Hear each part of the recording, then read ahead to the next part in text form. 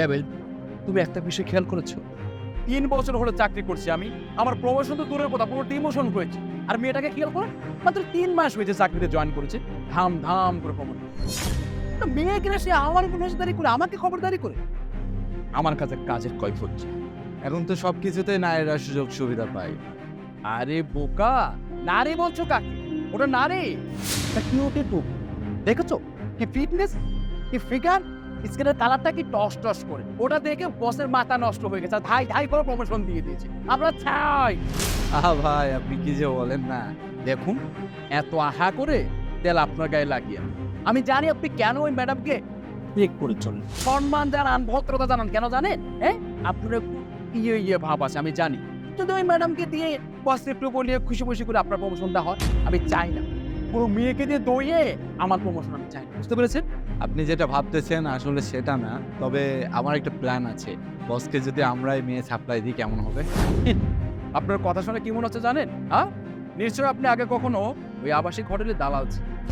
আপনি বলছেন বসকে মেয়ে ছাপলে দিবেন, ফালতু কোথাকার। ঠিক তা না, আমি যেভাবে বলতেছি আপনি সেভাবে বুঝতেছেন না, আপনার সাথে আমার মিলতেছে না। আচ্ছা, কি সমস্যা বলুন? বলেন তো আমাকে, কি সমস্যা? আরে ভাই, আমাদের তো ওইটা নাই যে ওইটা দিয়ে আমরা প্রমোশন করব। ঠিকই বলেছেন। বিষয়টা খেয়াল করছেন? 2টোর সময় বসের রুমে ঢুকেছে, এখন 6টা বেজে যায়, প্রায় ছুটি হওয়ার সময়, এখনো বের হন। বললেন আপনি? এই যে মিস কিউট ম্যাডাম, বলুন আপনার জন্য আমি কি করতে পারি? পিয়ন তো বাইরে গেছে, চা আনবো, কফি আনবো? এই যে শুনুন, বেশি ওভার স্মার্ট সাজবেন না। আর দুইজনে মেয়ে বসে বসে কি করছিলেন? অফিসে কোনো কাজ না থাকলে মেয়ে কলিগের নামে গিবত করতে হয়, তাই না? এই যে মিস্টার ইব্রাহিম, আপনার মাও তো একজন প্রাইমারি স্কুলের শিক্ষিকা ছিলেন। প্রাইমারি স্কুলে শিক্ষকতা করে উনি আপনাকে এত বড় অফিসার বানিয়েছে কেন? বসে বসে মেয়েদের নামে আজে বাজে নোংরা কথাবার্তা বলার জন্য? আর এই যে হ্যালো মিস্টার, আপনার ওয়াইফ না একজন ব্যাংকার? সে কি অফিসে বসের সাথে মিটিং করে না, কোনো ডিল করে না? তার কি পার্সোনাল কোনো কাজ থাকে না? আসলে ম্যাডাম, বিষয়টা হয়েছে কি, আমি তো 3 বছর ধরে জব করছি, আমার কোনো প্রমোশন হচ্ছিল না, তাই মেসেজটা খারাপ ছিল। আর আপনার হুট করে 3 মাসের মধ্যে এসেই প্রমোশন হয়ে যায়, তাই জিনিসটা আমি মানতে পারিনি, তাই একটু উল্টাপাল্টা বলে ফেলছি। আই এম সরি ম্যাডাম, আসলে ভুল হয়ে গেছে। মানা না মানা সেটা আপনাদের ব্যক্তিগত ব্যাপার। আমি যা পেয়েছি তা আমার নিজের যোগ্যতায় অর্জন করেছি।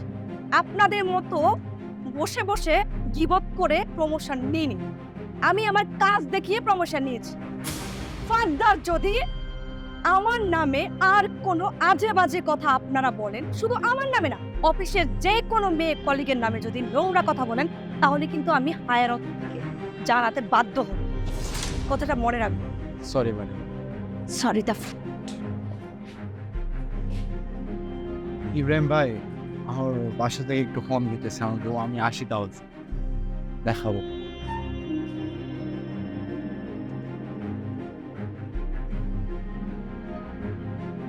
আসলেই তো আমি একটু বেশিই বলে ফেলেছি। আসলে মেয়েদের অপমান করাটা আমার উচিত হয় না, আমার মাও তো একজন মেয়ে। ওফ, কি যে উল্টা পাল্টা মাথায় কেটেছে। ভালোভাবে স্টোরিটা করতে বললাম, যাই কেন চুপ করে গেলাম।